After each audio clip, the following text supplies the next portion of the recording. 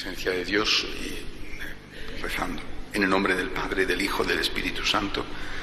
Padre nuestro que estás en el cielo, santificado sea tu nombre, venga a nosotros tu reino, hágase tu voluntad en la tierra como en el cielo.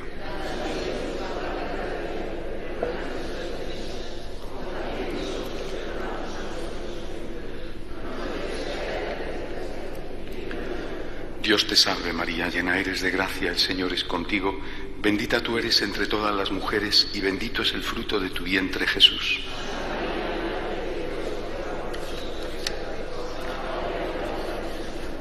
Gloria al Padre, al Hijo y al Espíritu Santo. Ave María Purísima.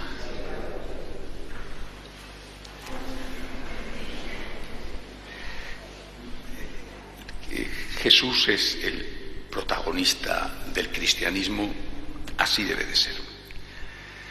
Pero en un lugar especial está la Virgen María, y así debe de ser. Nunca, ni ella lo ha pretendido, ni ningún católico lo ha querido ponerla por encima de Jesús. Puede ser que en algún momento algunas expresiones de afecto pues hayan dado esa impresión, pero jamás ni la teología ni el propio pueblo de Dios ha puesto a la Virgen en el primer lugar antes que Cristo. Sin embargo, María ofrece un ejemplo y se convierte en un referente en dos momentos al menos muy especiales, y que de alguna manera están simbolizados en el Sábado Santo. Primero, cuando hay esa oscuridad de Dios, eso que se llama el silencio de Dios.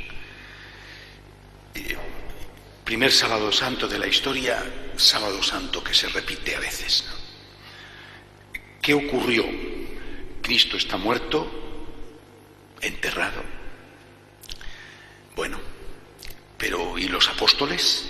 Porque ahí había una jerarquía prevista por Jesús. Los apóstoles, los hombres, estaban preparados para ocupar un vacío de poder, de responsabilidad, de autoridad, de liderazgo moral, y no estaban. La verdad es que nadie sabe dónde estaban. Estaban juntos, por lo menos algunos de ellos, otros estaban huidos y los habría escondidos, quién sabe dónde, ¿no? Pero no estaban dirigiendo al pequeño grupo desconcertado. La mirada se vuelve a María.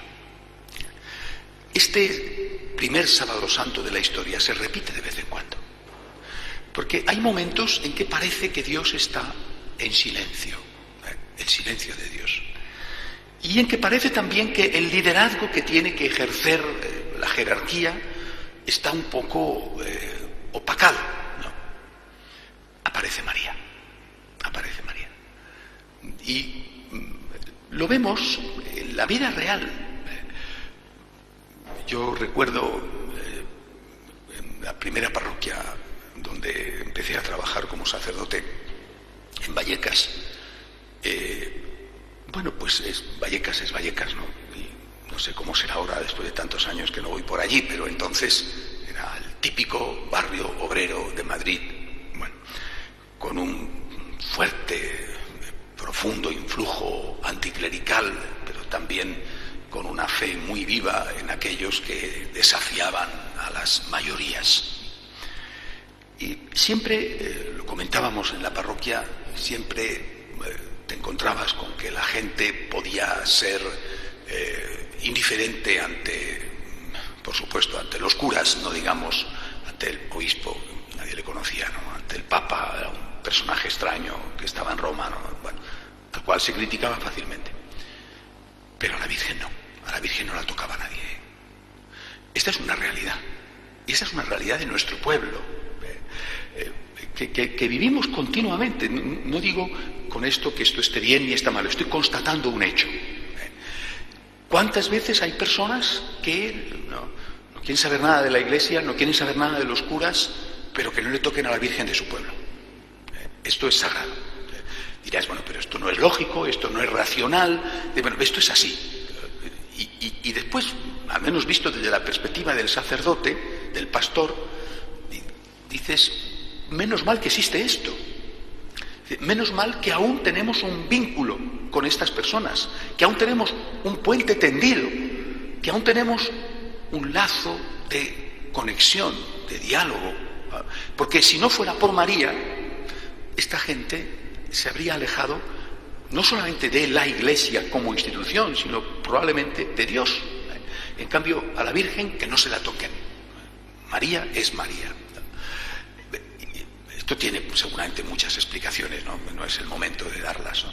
Pero lo digo simplemente constatando lo que sucedió en aquel Sábado Santo. Hay un momento en que hay un silencio de Dios, es un silencio, como meditábamos ayer, Viernes Santo, sensible, no real. Tú experimentas el silencio, pero Dios está actuando, pero tú experimentas el silencio. En tu vida no hay respuestas. No significa que no existan, significa que tú no las puedes captar, entender. Y sin embargo María sigue estando ahí presente. Y diriges tu mirada a ella, como el ancla de salvación, como lo único que te queda, como el único vínculo con un Dios que no logras entender, pero con un Dios que sigues necesitando más que nunca. Por eso creo que el pueblo, con una sabiduría instintiva, no se aleja nunca de la Virgen. Y es más fácil que se aleje de la jerarquía, es más fácil que se aleje de incluso de Dios, ¿no?, que se aleje de María Santísima. María es, por lo tanto, la luz que tiene que brillar aún, cuando, sobre todo, por otros motivos, los que sean, un escándalo de sacerdotes o simplemente el efecto del anticlericalismo, ¿no? María es la que tiene que seguir brillando para evitar que todo se vuelva oscuridad. Por otro lado, en aquel Sábado Santo, os decía que hay dos cosas en las que brilla María. Una es esta, el opacamiento de Dios y de la jerarquía, y la otra es un tipo de dolor, un tipo de problema que es especial y que se presenta sobre todo en los padres, padre y madre. Aunque María sea una mujer y sea madre, es padre y madre. Ella es ejemplo no solo para las madres, sino para los padres. Podemos decir que para todos, pero yo creo que es ejemplo sobre todo para los padres.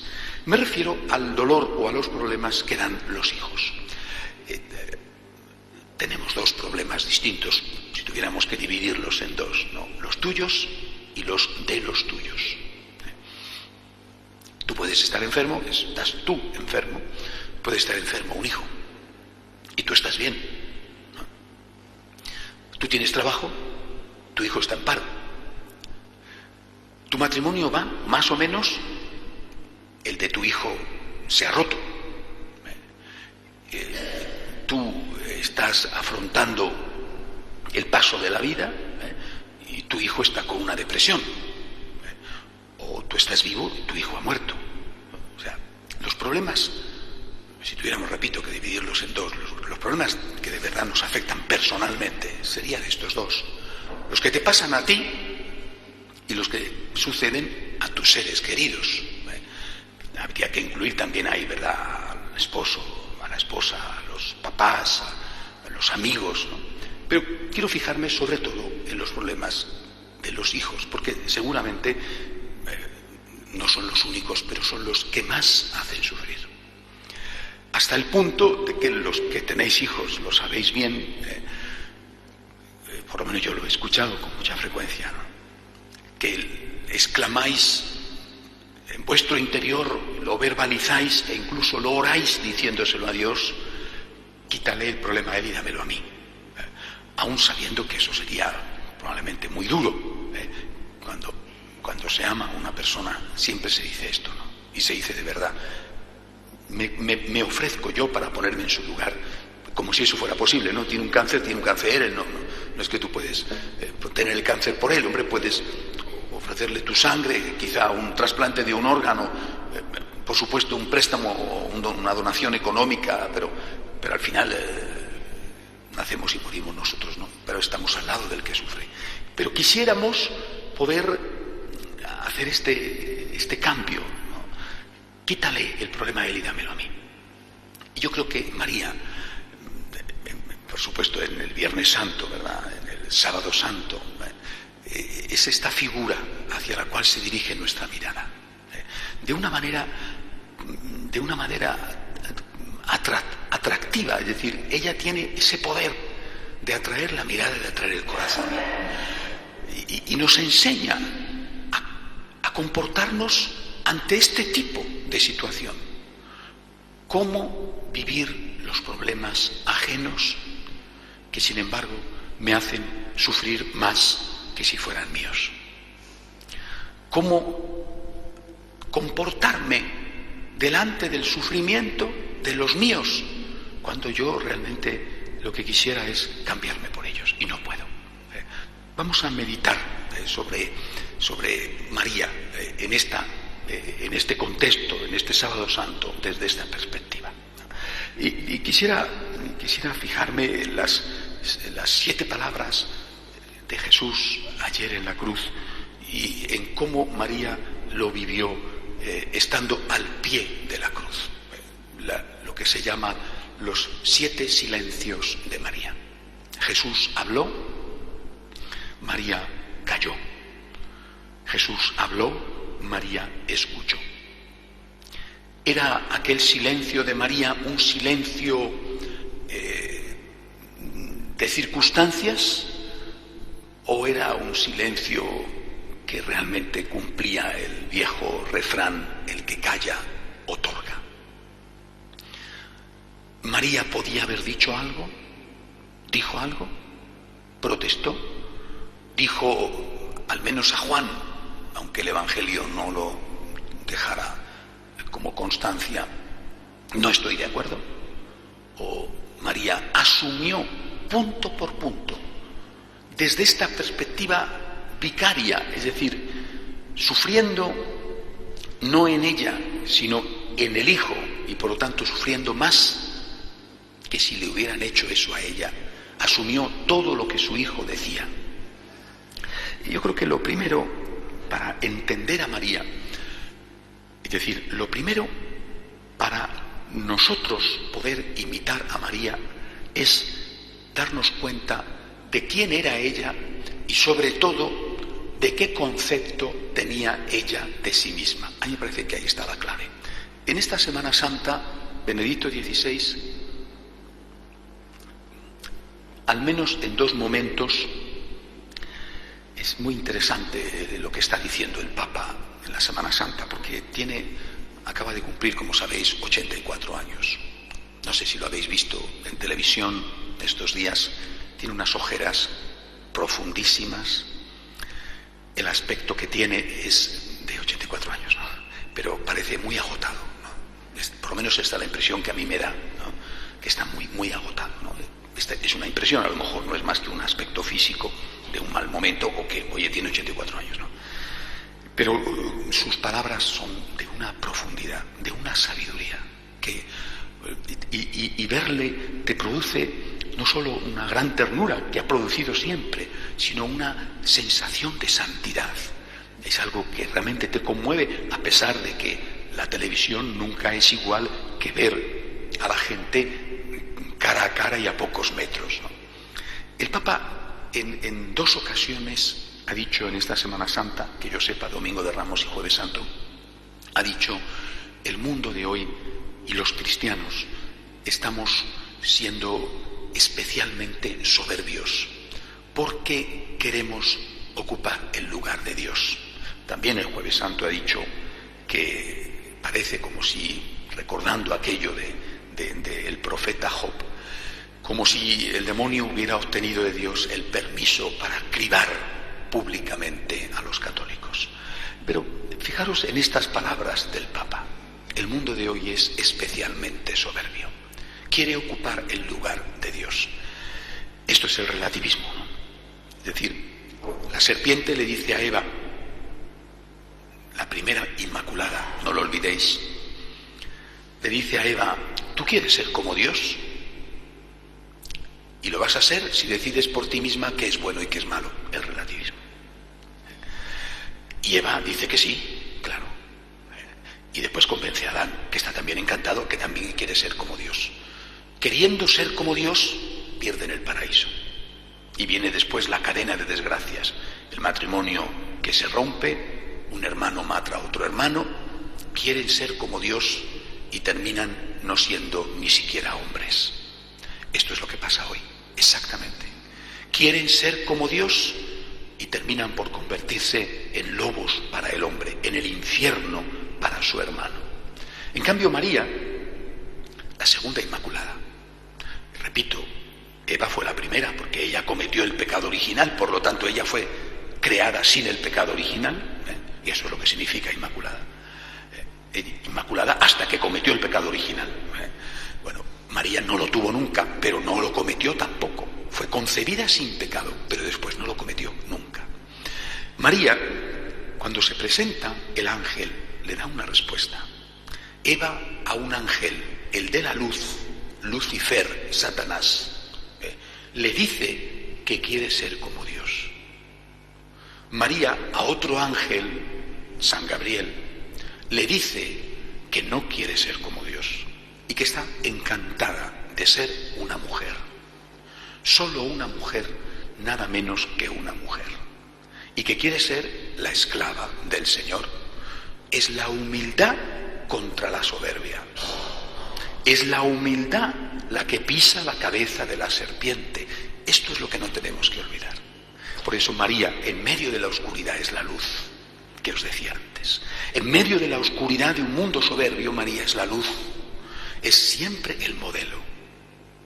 Incluso cuando a veces quien tenga que dar el ejemplo no lo dé, nuestra mirada se tiene que dirigir a María. Ella es la luz. En especial, en tiempos de soberbia, ella es la luz, la humildad. Yo soy, y son las palabras de la Virgen, una mujer, solo una mujer. Estoy encantada de ser una mujer.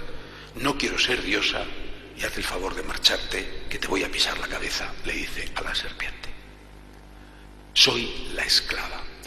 Cuando una persona se sitúa a sí misma y ante los demás, pero sobre todo ante sí misma, desde esta perspectiva, todo cambia, ¿verdad?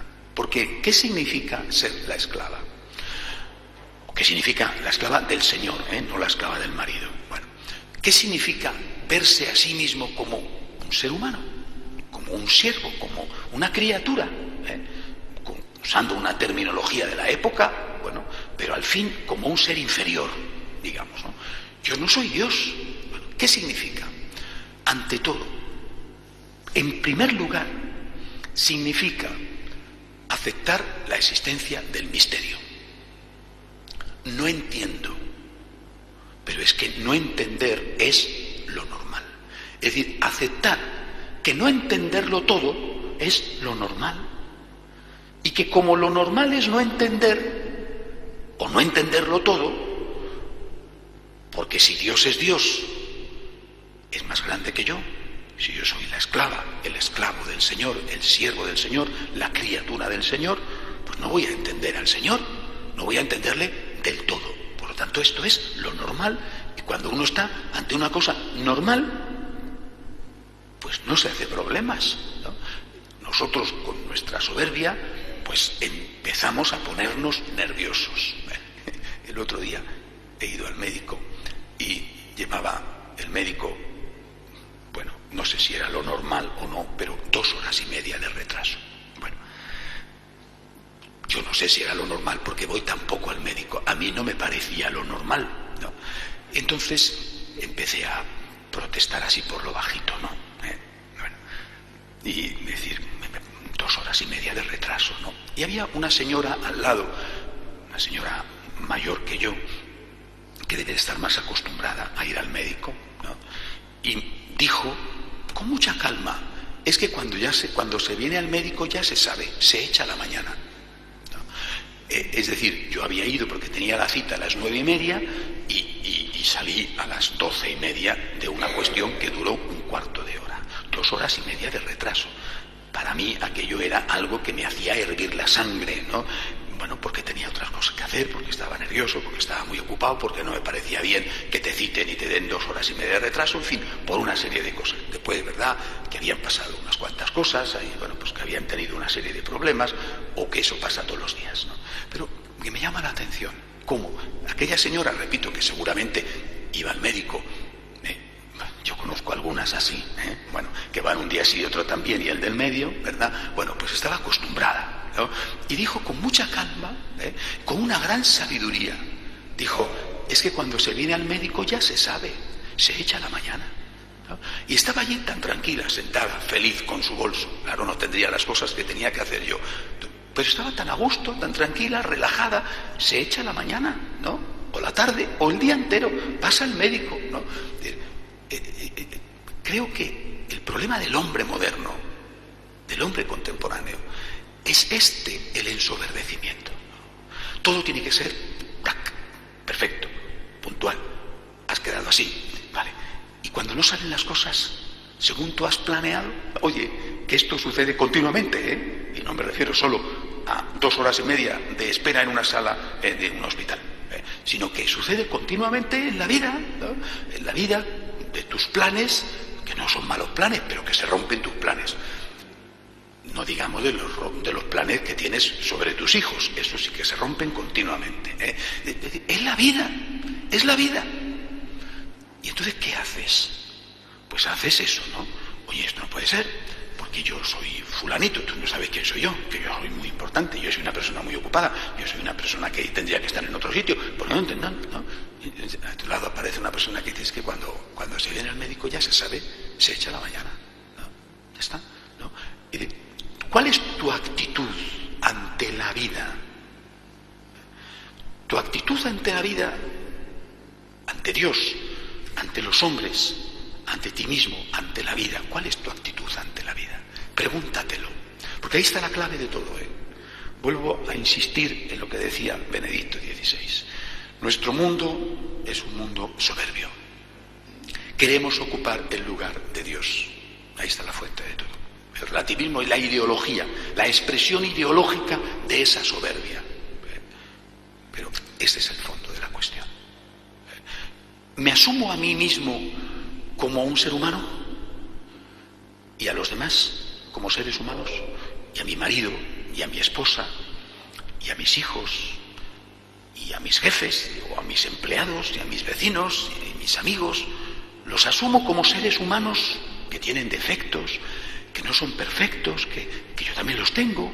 ¿O yo estoy divinizado y he divinizado a mi marido, y como no es el Dios que yo quiero me decepciona, o a mi mujer, y como no es la diosa que yo quiero me decepciona, o a mis hijos, y como no son los seres humanos perfectos que yo quiero me decepcionan? Entonces, sí, está ahí el problema, Por eso, para entender a María tenemos que darnos cuenta de cuál es la raíz, la clave de la Virgen María.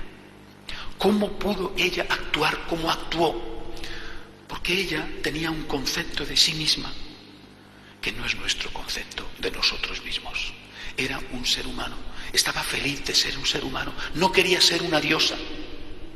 Y por lo tanto aceptaba el misterio como algo normal, y aceptaba los problemas como algo normal.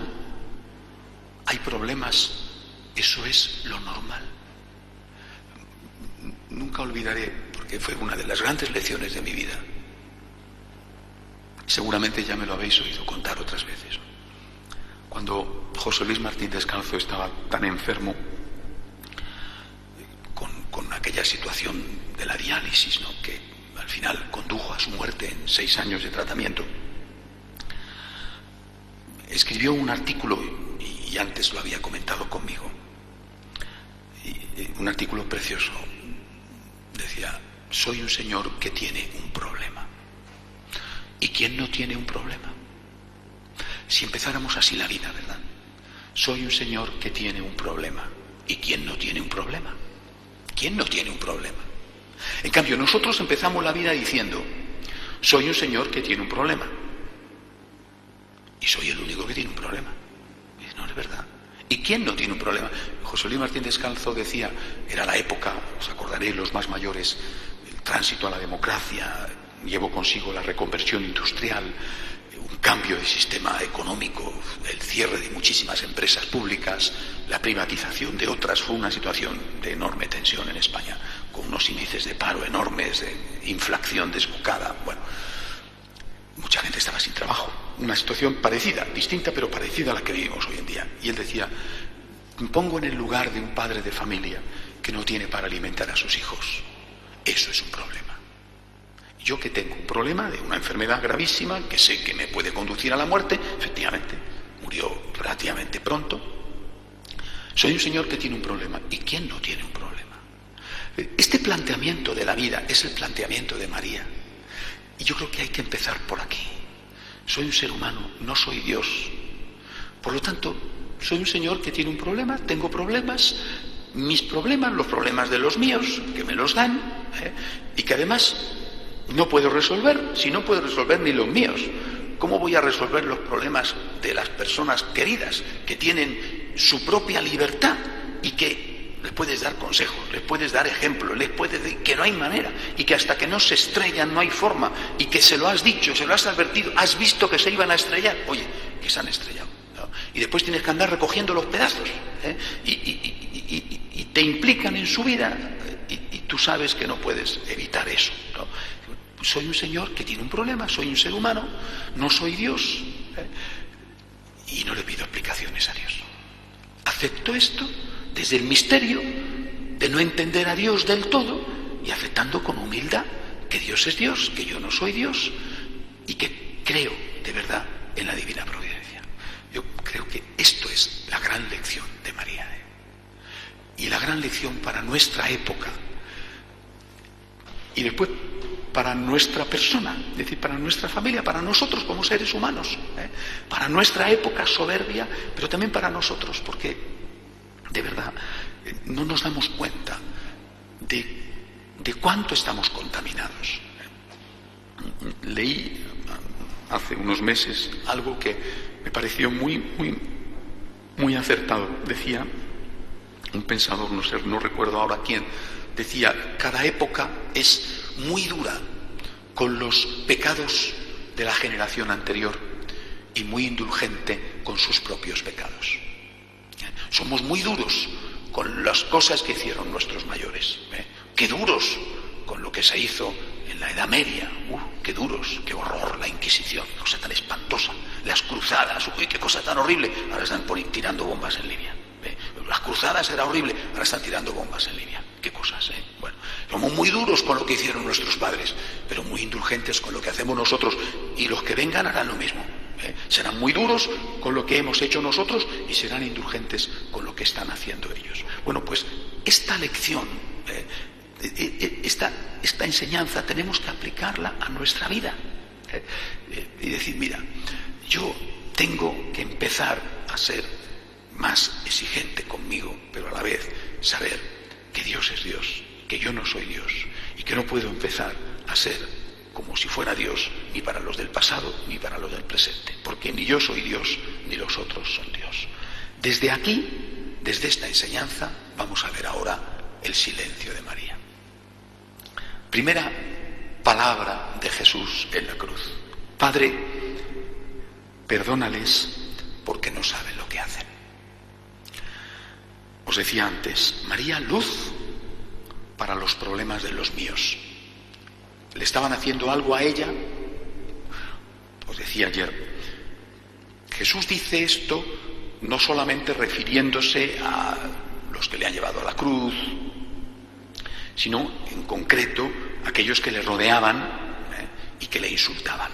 Bájate de la cruz si eres el Hijo de Dios y creeremos en ti.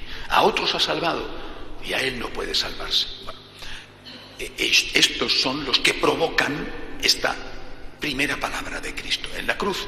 Bueno, después va a venir la segunda, como os decía, con el tema de la apologética. Ahora, María escucha a Jesús perdonar, y no solo perdonar, sino convertirse en abogado, defensor de los que le están haciendo daño. Primer silencio de María, que es recuerdo lo que os he dicho, un silencio de aceptación. El que calla otorga.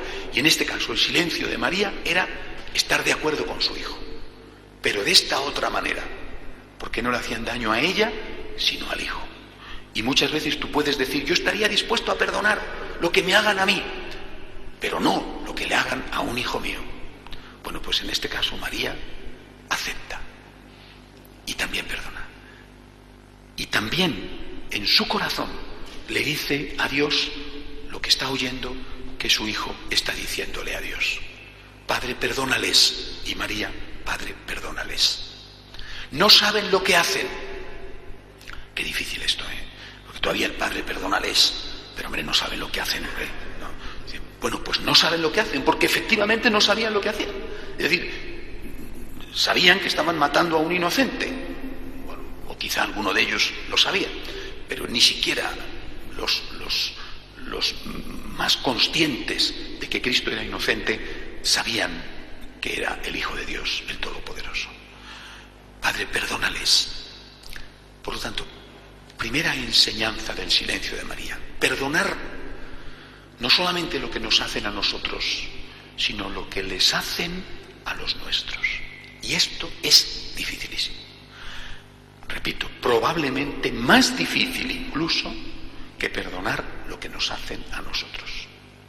Perdónales, que no saben lo que le hacen a mi hijo. Y ayúdame a perdonarles, porque está muy por encima de mis posibilidades humanas. No solo por encima, sino muy por encima. Segunda palabra,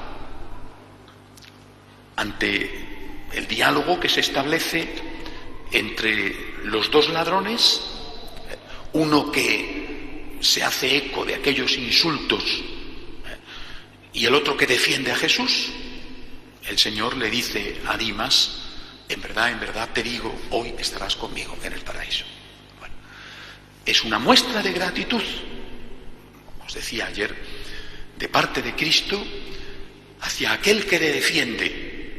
Lo había dicho ya el Señor antes: os aseguro que todo aquel que se declare por mí delante de los hombres, yo me declararé por él delante de mi Padre del cielo. El enorme valor que tiene la apologética.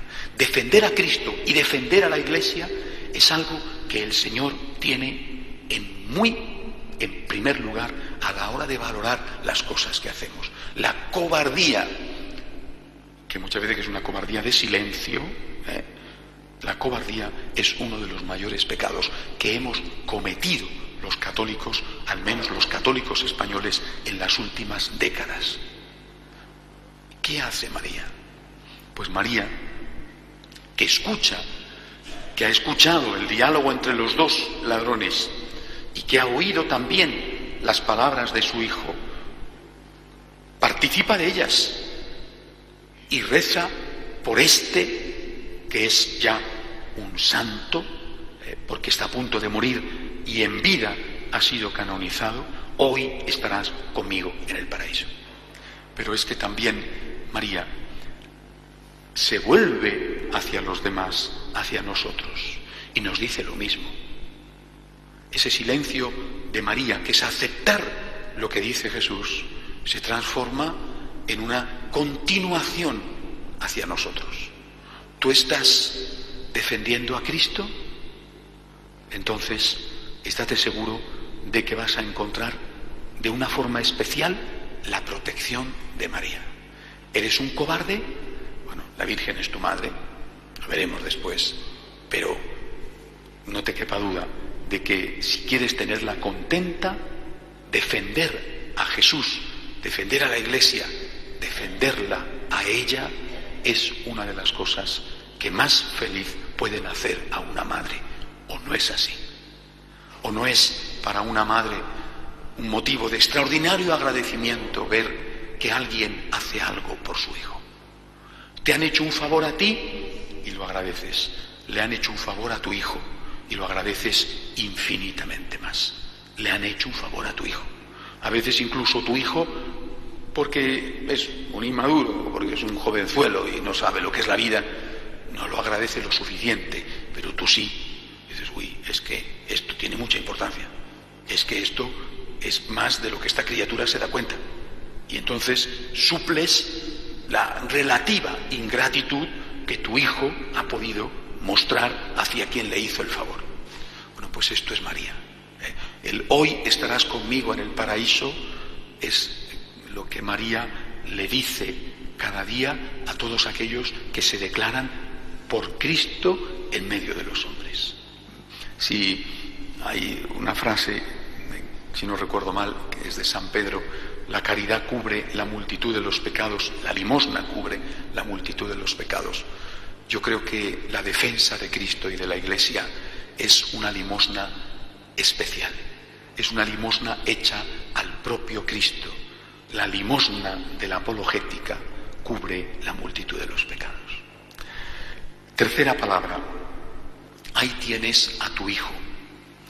Bueno, no era un mal muchacho, ¿no? Sin duda María ya tenía con Juan una relación especial.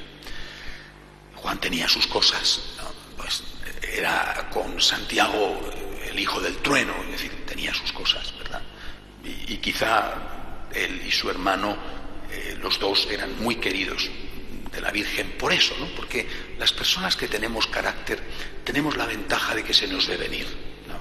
Y dice un refrán castellano aquello de no te fíes de las aguas mansas, ¿no? Que esas son las que te meten en líos, ¿verdad? A nosotros, como a los toros, se nos ve venir y con una capa se nos dirige fácilmente a donde se quiere. Por lo menos a los hombres, ya no estoy tan seguro de que a las señoras se os dirija con la misma facilidad, pero a los hombres se nos maneja muy bien, ¿eh? Y de hecho, yo creo que no hay nadie más fácil de manejar que un español por parte de una española, es decir, con un poquito de capa la cosa va divinamente, sobre todo cuando el hombre asume desde el principio que quien manda es ella y lo asume con honestidad y con una cierta alegría. Es decir, ¿para qué te vas a pelear si al final vas a terminar por rendirte? Pues te rindes el primer día y ya no das batallas inútiles, que son batallas perdidas. Bueno, pero este Juan Malgenio, lo mismo que Santiago Malgenio, los hijos del trueno, eran muy queridos por la Virgen. Y fijaros que María va a hacer su primer milagro conocido, un milagro muy especial, con Santiago, el hermano de Juan, viniendo a España. Viniendo a España para sostenerle en medio de una crisis, de esto no hay nada que hacer, estoy harto, los españoles, los hispanos, entonces son muy brutos. También es verdad que estaba en Zaragoza, las cosas como son. Bueno, o sea, oye, que algo debía de tener el lugar, en fin, Zaragoza, Teruel, en fin, que algo tenía el lugar. No sé si es que Santiago ya ha empezado por ahí, en fin, lo que fuera, ¿no? Pero que son muy brutos y pues a lo mejor en otro sitio no hubiera sido igual, pero en fin, que estaba en Zaragoza. Bueno, oye, pero claro, aparece la Virgen y hasta los de Zaragoza, que hay que ver cómo quieren a la Virgen, ¿no? Bueno, pues María hace el primer milagro para estar con Santiago, para ayudar al hermano de Juan. Es decir, le quería mucho, los quería mucho. Y Jesús, que lo sabía, bueno, pues le pone a uno en manos de la otra, al otro en manos de ella. Incluso con esto no era igual. Es decir, ¿cómo va a ser igual tener como hijo a Juan que tener como hijo a Jesús? Y si después desciendes, ¿cómo va a ser igual tener como hijo a cualquiera de nosotros que tener como hijo a Jesús? Aquello fue una degradación.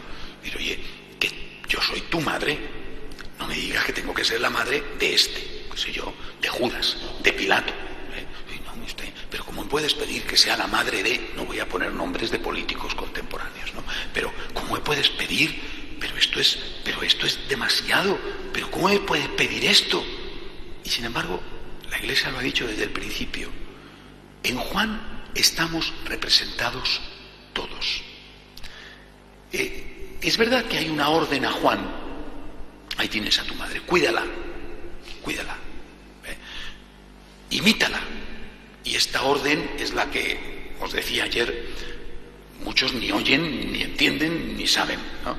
Y por eso os decía, hay un cuerpo místico de María, que es un don, aquellos que sin mérito tenemos el don de amar a la Virgen. Esto es un don, es un don extraordinario además, pero la Virgen ama a todos. Después muchos, pues por lo que sea, no se enteran y no tienen esta relación con María, incluso buenos católicos, ¿verdad? Y bueno, pues esto no es ninguna culpa, probablemente, pero se pierden algo extraordinario, algo enorme. Bueno, pero la Virgen ama a todos. Pero esto representó para la Virgen María una bajada, ¿no?, de nivel. Pero que no es lo mismo tenerte a ti como hijo que tener a este como hijo. Bueno, que no es igual. Y sin embargo lo acepta. Ese silencio de María es aceptar. Aceptar que es mi madre. Aceptarme como hijo. Aceptar, por lo tanto, la maternidad, la paternidad de los seres imperfectos. Claro, repito, es que era la madre del Dios Todopoderoso.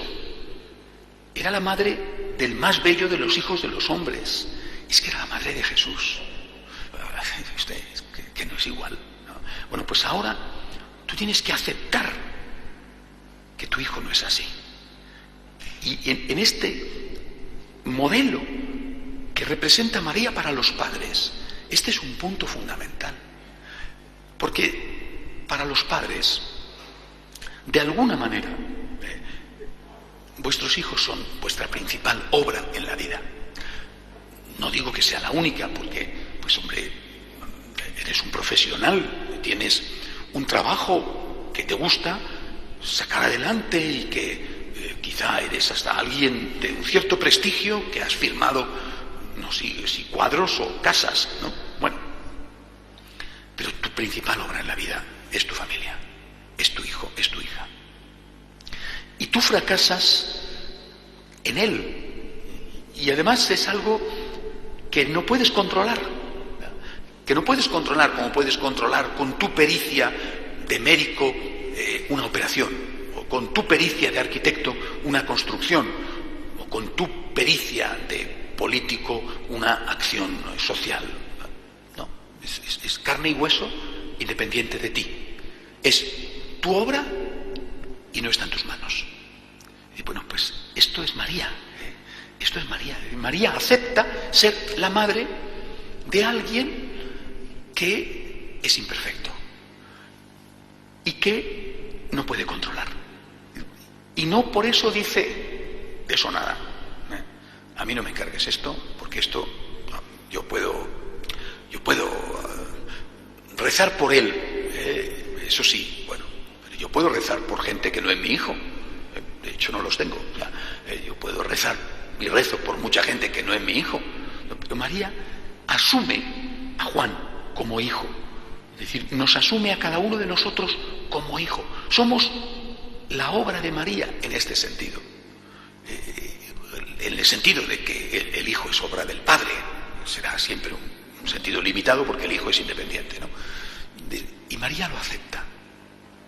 Y tenemos que vernos así y sentir la protección de María desde esta perspectiva de madre. Hay alguien que me quiere como soy. Hay alguien para el cual yo soy importante. Hay alguien que no se asusta de mí. Hay alguien que no se avergüenza de mí. Hay alguien que no sale corriendo. Hay alguien que dice, a pesar de todo, soy tu madre. Me gustaría que fueras mejor. Los padres sabéis que esto hay que decirlo incluso, ¿no? Tendrías que cambiar en esto, por tu bien, no por mí, para ser yo, pues, presumir más con las vecinas, ¿no? No, por tu bien, de verdad, tendrías que cambiar en esto, en lo otro, pero yo te quiero como eres. Esto va más allá de cualquier cosa, no depende de ti. Ese amor de madre, amor de padre, ¿verdad? Jesús lo va a contar de una forma tan bella, ¿no? Con la parábola del hijo pródigo. El amor de padre, el amor de madre, ¿no? Es un amor que no depende del hijo, no depende de ti. El amor de la madre, el amor del padre no depende del hijo. Tú puedes hacer sufrir o alegrar a tu madre o a tu padre, pero siempre será tu madre, siempre será tu padre. Es decir, el amor que te tienen no depende de ti, está en ellos. Bueno, pues este es el amor de María. Y esto para nosotros es de una enorme tranquilidad. Hay alguien que me quiere como soy. Dios, por supuesto, pero Dios, incluso el Dios del hijo pródigo, es el Dios juez. María no es jueza, María es abogada. Es una madre abogada. Tener como abogada defensora a una madre, eso tiene que ser tremendo, No, eso es una suerte bárbara, ¿verdad? Tener como abogada defensora a una madre que además es también la madre del juez, eso tiene que ser fantástico, ¿Os imagináis un juicio donde la abogada defensora es la madre del reo y la madre del juez? No, eso yo creo que es absolución casi segura, a poco que el reo haga algún gesto de arrepentimiento. Esto es María, y esto es una enorme paz para nosotros. Y tiene que servirnos enormemente para afrontar las oscuridades de la vida. Pero también tiene que servirnos para afrontar el amor a los hijos. Yo quiero a mi hijo como es. No es perfecto.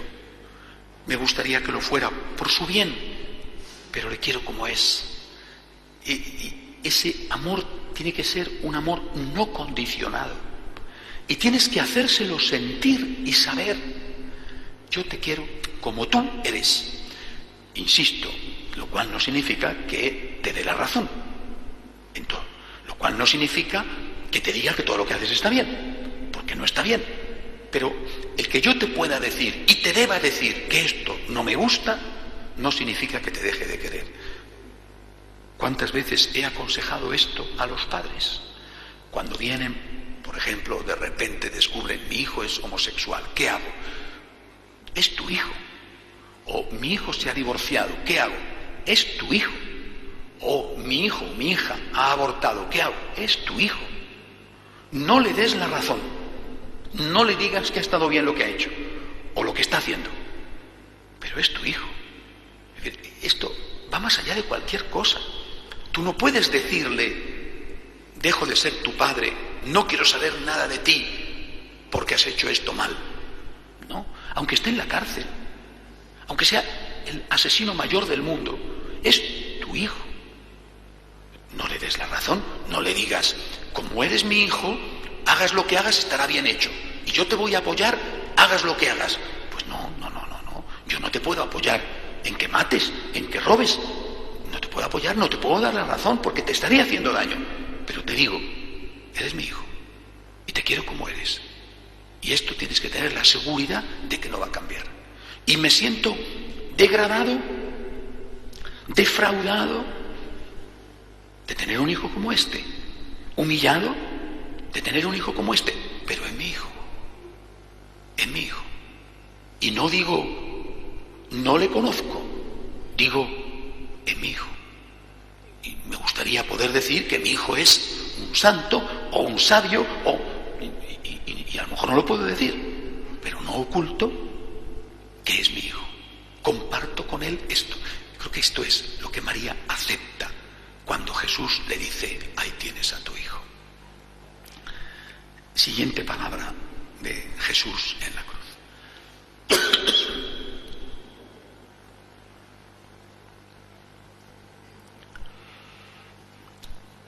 Es la cuarta palabra, yo creo que es el centro, y me parece seguramente la palabra, ayer lo meditamos, más misteriosa y más difícil. Dios mío, ¿por qué me has abandonado? Representa la kenosis, el grado sumo de sufrimiento de Cristo, cuando misteriosamente, de forma sensible, no real, se rompe la Trinidad. Es decir, Dios ya no experimenta a Dios. Esto es algo que no podemos entender. Nos sirve para entender los abandonos que experimentamos nosotros de Dios, el silencio de Dios o del prójimo. Las frustraciones, el sentir que te han hecho daño, que te han engañado una vez más, que te han utilizado, que han abusado de ti, que otra vez te han mentido, que otra vez, bueno. Pero esto no es más que una sombra de lo que debió de experimentar Dios, porque es imposible para nosotros entenderlo. Ahora, pongámonos en la piel de María, que está allí delante y que escucha a su hijo decirle al Padre, entre comillas, a su Padre también, es decir, un Padre distinto, en el sentido de que la relación de Jesús con el Padre era diferente de la relación de cualquiera de nosotros con Dios Padre, pero también su Padre. Escucha decirle a su hijo: ¿por qué me has abandonado? Y María lo dice de dos maneras: ¿por qué le has abandonado? ¿Y por qué me has abandonado a mí también? O sea, ¿por qué permites que él sufra? ¿Y por qué me has engañado? ¿Por qué permites que él sufra? A ver, no lo entiendo. Oye, ¿y por qué me has engañado a mí? ¿En qué sentido? Que el ángel le dice que van a hacer el Mesías. Es verdad que desde el principio la cosa no pintó bien, ¿no? Porque mira que el Mesías nacer donde nació, pues esto es terrible, ¿no? No encaja en la lógica de lo que era un Mesías. Después huir a Egipto, pues tampoco. Después la vida oculta, bueno, aquello ya se compuso pues cuando empieza a hacer milagros, cuando empieza a ser famoso, cuando la gente habla bien de él. Bueno, aquello duró de los 3 años de vida pública, 1 año y medio, 2, como mucho. Después de nuevo vino la caída, ¿no? Es decir, que la Virgen María tenía ya experiencia en no entender cómo la mesianidad de Jesús era una mesianidad de sacrificio, de trabajo, de persecución. Pero llegar a ese extremo, a ella le habían prometido otra cosa: el Mesías. Y estaba viendo no al Mesías, sino a un torturado que moría abandonado de todos, sus discípulos, el pueblo de Israel, e incluso con aquella expresión, abandonado hasta del propio Dios.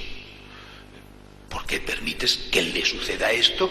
¿Por qué me permites a mí que me suceda esto? Y aquí, en esta palabra, sobre todas, es donde entra la humildad de María. Por eso antes, como introducción, os hablé de ello. Porque ahí está Jesús haciendo una pregunta legítima. Os decía ayer, Él mismo dará la respuesta con las 2 últimas palabras, pero esa pregunta legítima la hace Jesús y sin embargo no la hace María. El silencio de María, que fue un silencio de aceptación de que su hijo hiciera la pregunta: ¿tú haces esa pregunta? Bueno, yo también tengo derecho a hacerla. Sin embargo, María no hace la pregunta. ¿Por qué le has abandonado? ¿Por qué me has abandonado? Porque en caso de habérsela hecho, la respuesta en el corazón de María hubiera sido inmediata: ¿y quién soy yo para pedirte explicaciones? Y creo que esto es especialmente importante para nosotros en esta época de soberbia. ¿Quién soy yo, Señor, para pedirte explicaciones? Oye, Jesús sí que era quien, y repito, ayer lo dije, estaba haciendo la pregunta, os decía ayer, era una pregunta íntima, era un diálogo entre padre e hijo de los de dentro de casa que Cristo quiso que fuera público para que nos sirviera de alivio cuando tenemos momentos de debilidad y de oscuridad, y también nosotros le preguntamos a Dios, y entonces tenemos que asumir que es normal que le preguntemos a Dios, aunque la respuesta también tenemos que darla. Me fío. Pero en este caso, María ni se la hace. ¿Y quién soy yo? ¿Y quién soy yo para pedir explicaciones? ¿Y quién soy yo? Hace unos meses, una mamá que había perdido a un hijo, que tiene otros hijos, me dio una lección. Ella, preguntada por otro de sus hijos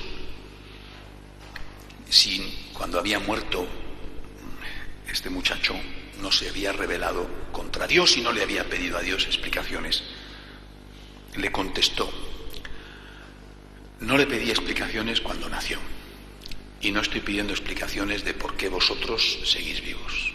¿Por qué le voy a pedir explicaciones de por qué éste ha muerto? Y esto es así. Esto es así. ¿Por qué tengo que pedir explicaciones si soy una criatura? Tengo mucho derecho y tengo que hacerlo, pedir explicaciones a los que nos gobiernan. tengo que pedir explicaciones a todos aquellos hombres que tienen responsabilidades de lo que sea, eso sí, pero a Dios, ¿y quién soy yo para pedir explicaciones a Dios? ¿Y por qué tengo que pedir explicaciones por lo que va mal y no por lo que va bien? ¿Hay alguien que entre en crisis de fe cuando le toque la lotería? Entra en crisis de fe una mamá que acaba de dar a luz y tiene a su bellísimo bebé precioso y sano entre los brazos. ¿Se pregunta esa mamá en algún momento, Dios mío, ¿por qué ha ocurrido esto? ¿Y por qué? Vuelvo a lo que os decía antes, que me pasó esta semana en el hospital, ¿no? Yo pido explicaciones, tampoco es que me fui al médico y le dije, oye, a ver qué pasa, que son 2 horas y media de retraso, ¿no? Simplemente expresé. Y tampoco, en fin, así estaba con un seminarista al lado, ¿no? En voz alta, sin más cosas, ¿no? Que son 2 horas y media de retraso, hay que ver, ¿no? No dije ningún taco ni nada, aunque soy madrileño, pero no dije nada, ¿no? Hay que ver 2 horas y media de retraso, ¿no? Y la señora aquella me puso en mi sitio.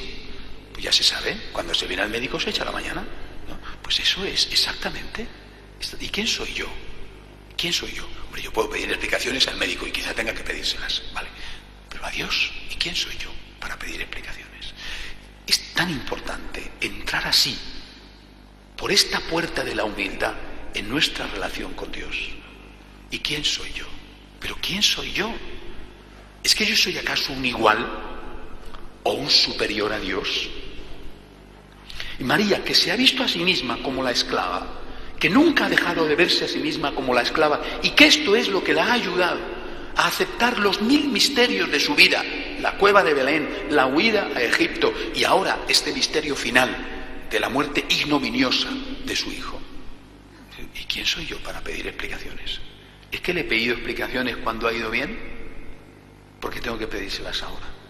Si yo soy la esclava del Señor, Dios es Dios, yo no soy Dios, yo me entiendo a mí mismo como una criatura de Dios y no como un igual a Dios, como un Dios o como un superdios. Por tanto, Señor, yo acepto.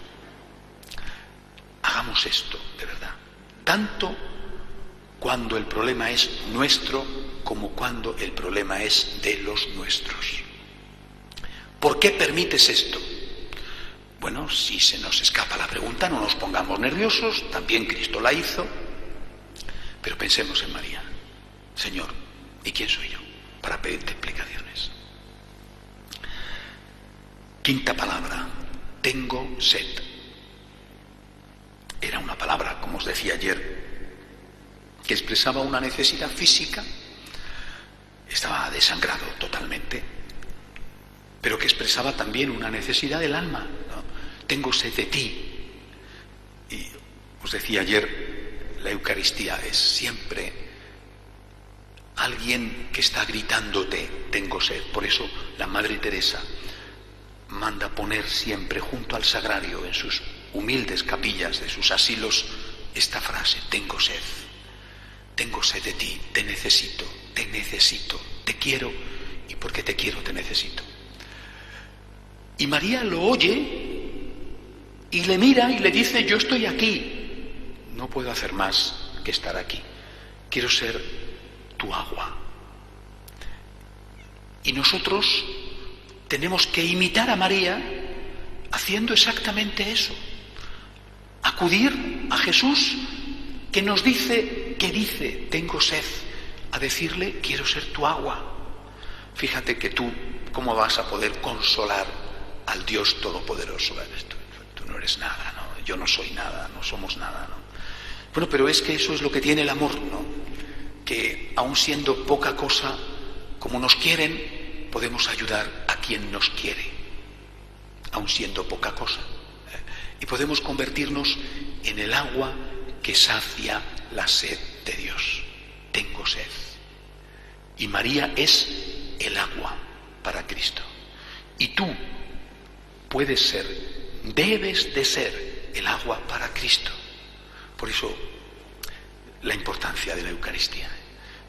Entender la misa desde esta perspectiva es entenderla desde la perspectiva de María. La misa entendida desde la perspectiva de la acción de gracias. No la misa entendida desde la perspectiva de la obligación, que es una perspectiva legítima, o desde la perspectiva de ir a saciar tus necesidades. Necesito fuerza, necesito consuelo, voy a misa, que es otra perspectiva legítima. Hay una tercera perspectiva, la de María. Mi hijo me necesita, mi hijo tiene sed, voy a ayudar a mi hijo, voy a consolar a mi hijo, voy a acompañar a mi hijo, está solo, me necesita.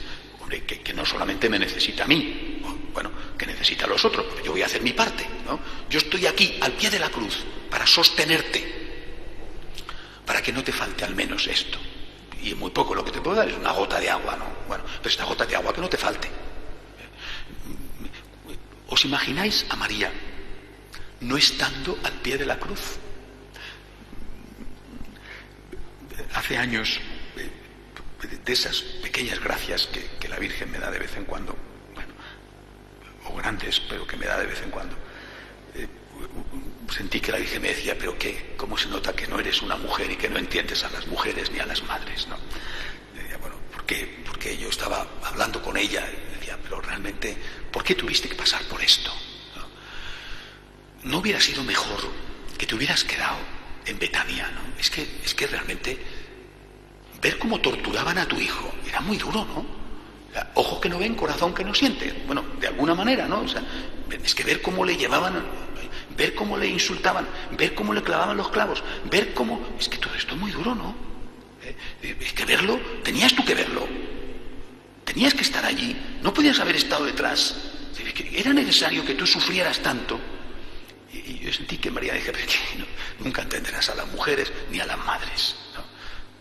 Había otro sitio donde yo pudiera estar y donde yo quisiera estar, aunque fuera un dolor añadido, pero que había otro sitio. Si yo podía serle útil a mi hijo con mi presencia, aunque eso supusiera un extra de sufrimiento, cabía ni siquiera el pensamiento de que yo no hubiera estado allí. Es que no tenía otro sitio donde estar, al pie de la cruz, sufriendo más, sufriendo mucho más, pero aliviándole a él, compartiendo con él. Es que no quería estar en otro sitio, es que fue un privilegio estar allí, sufriendo más, pero fue un privilegio estar allí. Esta perspectiva de la relación con Dios es la de María, esta no la tenemos, porque esta es la perspectiva de los santos y sobre todo de los místicos. Es entender la relación con Dios desde otro lado, no desde la relación egoísta, a ver qué saco. Insisto, que es legítima, es legítima, a ver qué saco. Yo soy una criatura, Dios es el creador, necesito, Él puede darme, voy a ver qué saco. Esto es legítimo. También el Señor dice, pedid y se os dará, esto es legítimo. Pero la Virgen tiene otra perspectiva, a ver qué doy. ¿Cómo puedo ayudar a mi hijo? Mi hijo no es un negocio, mi hijo es mi hijo. ¿Qué puedo darle? Y si tú amas, es que no tienes otra perspectiva más que esta. No, ¿qué puedo sacarle? Sino, ¿qué puedo darle? Y esto, insisto, lo sabéis los padres perfectamente. Y quizás nadie más que los padres lo sabéis. Y esto es lo que nos enseña la Virgen. ¿Qué puedo darle? No, ¿qué puedo sacar?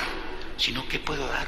Y desde esta perspectiva, sabiendo que Jesús tiene sed, ¿hay otro sitio donde tú quieras estar o puedas estar que no sea al pie de la cruz? ¿Cabe estar en otro sitio que no sea todos los días al pie del sagrario y al pie de la cruz? Es decir, ¿cabe estar en otro sitio como le cabía a la Virgen la cabeza estar en otro sitio que no fuera allí? Y te levantas por la mañana y no piensas en otra cosa. Yo tengo mucha más suerte que vosotros porque yo puedo celebrar la misa, ¿verdad? Y a veces, bueno, como viajo tanto de un sitio y otro, hay veces que paso días enteros en el aeropuerto o viajando, siempre llevo el kit del cura, que es un pequeño maletín donde llevamos todo. Llega la noche en un hotel, una habitación, yo solito, pum, celebro la misa. Pero cabe otra cosa. Si Jesús tiene sed de mí, si Jesús me necesita al pie de la cruz y el sagrario es la cruz, está solo esperándote y te dice, tengo sed de ti. Y tú, es que estoy muy ocupado, es que tú no sabes lo importante que soy, es que tú no tienes ni idea de lo importante que yo soy. ¿Cómo voy a ir a misa diaria? Incluso el domingo, porque el domingo es que es fatal, no tengo que jugar al golf y tengo que hacer después tantas cosas, ¿no? Y es que usted no sabe, padre, lo importante que soy yo. ¿Cómo voy a ir a misa todos los días y el domingo y tal, ¿no? Y dice, realmente, ¿no? Hace falta más María en la Iglesia. Entender la relación con Dios de otra manera, desde el corazón de una madre, de la madre. ¿Qué hago yo en la Iglesia? Pregúntate qué haría María en la Iglesia. ¿Tú te imaginas, pasada la resurrección, que yo no sé cómo fue porque no tenemos datos, ¿no? Bueno, es decir, los apóstoles sin duda siguieron reuniéndose a partir del pan, que es como se llamaba la misa, y María fue, participó. Yo no sé, sinceramente, no sabemos si había misa diaria, es que no lo sé, ¿no? Si San Juan, cuando estaba con ella allí en Éfeso, pues partía el pan todos los días, es que no lo sé, ¿no? No sé si comulgaban, tenían reserva. Sabemos que pronto apareció lo de la reserva del Santísimo para llevarlo a los enfermos y a los encarcelados.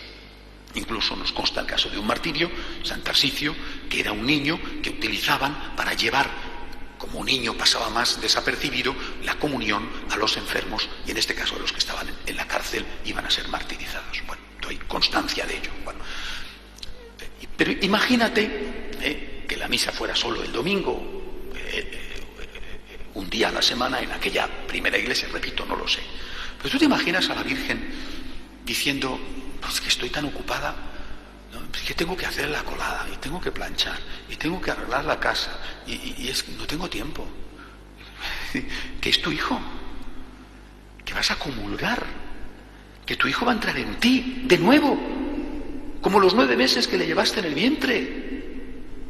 Pero puede haber algo más importante, es que naces y vives y te levantas y no piensas en otra cosa. Y un día sin Eucaristía es un día perdido. Y no hay otra cosa. Este es el planteamiento de María. Este tiene que ser nuestro planteamiento. Mi hijo tiene sed. Y está en la Eucaristía y tiene sed. Y está en los pobres y tiene sed. Y está en los solitarios y tiene sed. Mi hijo tiene sed. Mi hijo me necesita. Y estar al lado de mi hijo en la Eucaristía o en el pobre implica y supone un sacrificio. Pero ¿cabe otro lugar para estar yo? ¿Puedo estar en otro sitio que no sea ahí? Ni se me pasa por la cabeza.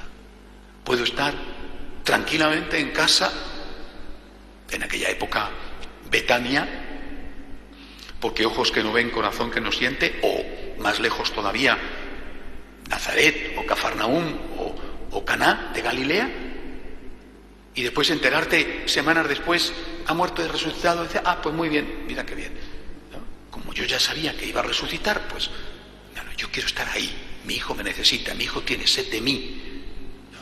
Si viéramos a Dios con estos ojos, con los ojos de María, es decir, Dios es mi Padre, Dios es mi Señor, pero también es mi Hijo. Tiene sed de mí, me necesita. Qué diferente sería todo. Y qué ligera sería la carga, no porque dejara de ser carga, sino porque el amor nos ayudaría y esa carga nos pesaría muchísimo menos. Las 2 últimas palabras. Todo está consumado. En tus manos encomiendo mi espíritu. Os decía ayer que con estas 2 palabras Jesús expresaba, por un lado, su certeza de que había llegado hasta el final y había cumplido bien el encargo que le había hecho el Padre. Todo está consumado. He hecho lo que tenía que hacer. Pero también expresaba una confianza en Dios, se abandonaba en Dios. Era la respuesta a la pregunta que él mismo había hecho. Había querido dejarnos ver ese diálogo de familia entre él y el Padre. ¿Por qué me has abandonado? Para que no nos sintiéramos mal cuando tenemos dudas. Pero a continuación él nos daba la respuesta y nos decía que teníamos que decir: me fío de ti. Sagrado Corazón, en ti confío. Divina Misericordia, en ti confío. Y os decía ayer, Jesús empieza su vida en la tierra con estas palabras, pero dichas por su madre: Fiat, hágase en mí según tu palabra. Y termina su vida en la tierra, después va a resucitar, va a subir al cielo, va a estar esos 40 días resucitado, pero desde esta perspectiva es el final de su vida en la tierra, con estas palabras, ahora dichas por él y aceptadas en silencio por María: me fío de ti. Jesús, Dios mío, me fío de ti. Para tu vida y para la vida de los tuyos. Hace unos días, haciendo la meditación, me preguntaba a Señor, pero ¿por qué pasa hoy esto que veo que está pasando, ¿no? Que no, creo que no pasaba tanto antes. Este fracaso en tantos padres buenos a la hora de educar a sus hijos. Llevamos ya unos cuantos años con este gravísimo problema. ¿Por qué pasa esto, no? Mira, quizá sea porque este relativismo, esta soberbia que nos impregna, que está en el ambiente y que todos tenemos sin darnos cuenta, hace que nos creamos nosotros mismos dioses. Y que por lo tanto, como no creemos que Dios existe de verdad, y como no actuamos en consecuencia, esto nos hace ocupar ese lugar de cara a nosotros mismos y ocupar ese lugar de cara a nuestros hijos. Tenemos que ser dioses para nuestros hijos, es decir, tenemos que protegerles. Y eso crea una extraña, exagerada protección, sobre todo en una época en la que puedes hacerlo. Después ya no puedes hacerlo, pero después ya les has malcriado. Es decir, les has súper protegido, porque en el fondo no creías que había un Dios que les protegía, no creías que había un ángel de la guarda que les cuidaba. Y entonces pensabas que si no les protegías tú delante de un mundo hostil, nadie les iba a cuidar. Estabas tú y ellos, tú eras su paraguas protector. Y eso resultaba inevitablemente una superprotección. Si tú te consideras Dios, te comportas como Dios. ¿Ante quién? Ante quien más quieres, los tuyos, y les proteges. Y les das de todo. Y la máxima de las últimas generaciones fue: que tengan lo que yo no tuve. Que tengan lo que yo no tuve. Y esto quería decir que tengan las cosas que yo no tuve. Las cosas. Y en cambio a lo mejor les estás privando de algo que tú sí tuviste, que fue, por ejemplo, fe, confianza en Dios, tiempo de tus padres para ti, o quizá problemas que tú sí tuviste, y que problemas dosificados en su debido momento te ayudaron muchísimo, porque te fueron entrenando para abrirte camino en la vida. En cambio, ese que tengan lo que yo no tuve y que no tengan lo que yo tuve problemas, no quiero que tengan problemas, yo no tuve juguetes, quiero que tengan de todo, y vamos a ver cuanto más mejor. Esto es lo que pasa, está en la realidad. Y basta con ver el consumismo que se desata no solo en la Navidad, sino ahora cuando llega el fin de curso, por ejemplo.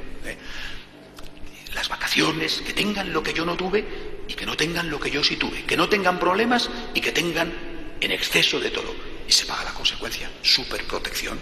Hijos que no saben enfrentarse con la vida y que fracasan, porque hay un momento en el cual el padre ya no puede protegerle más, porque incluso, aunque pudiera, el hijo quiere liberarse de su padre y quiere vivir su vida sin tener las herramientas para vivir esa vida con éxito.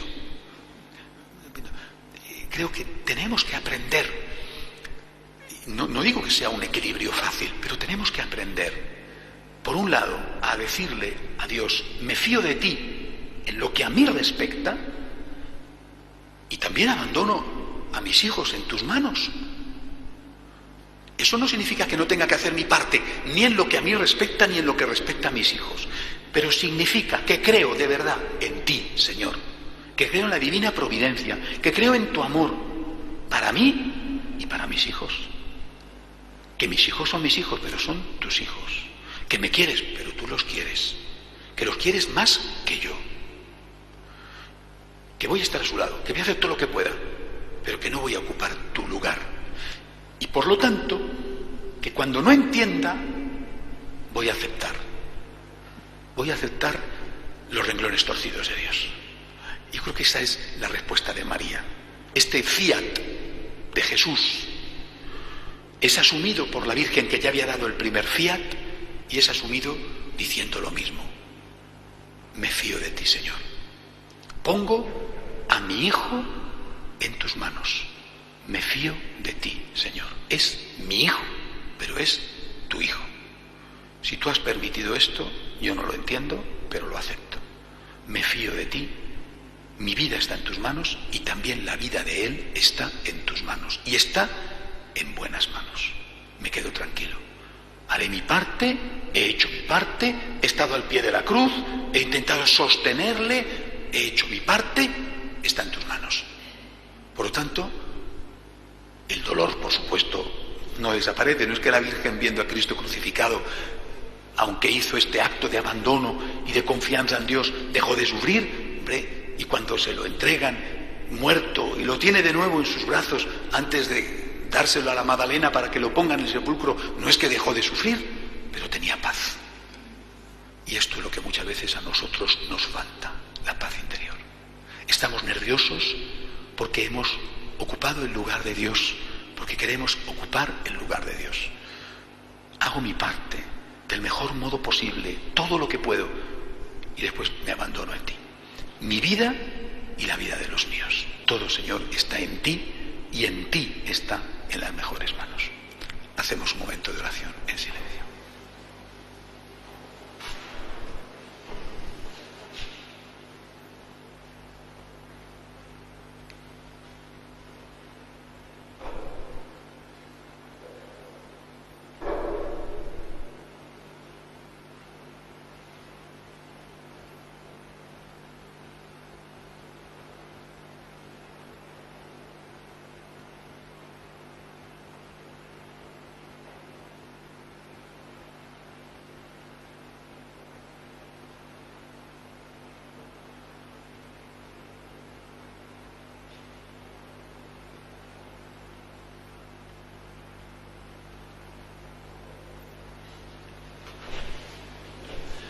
Dios te salve María, llena eres de gracia, el Señor es contigo, bendita tú eres entre todas las mujeres y bendito es el fruto de tu vientre Jesús. Santa María, Madre de Dios, ruega por nosotros pecadores, ahora y en la hora de nuestra muerte. Amén. Gloria al Padre, al Hijo y al Espíritu Santo.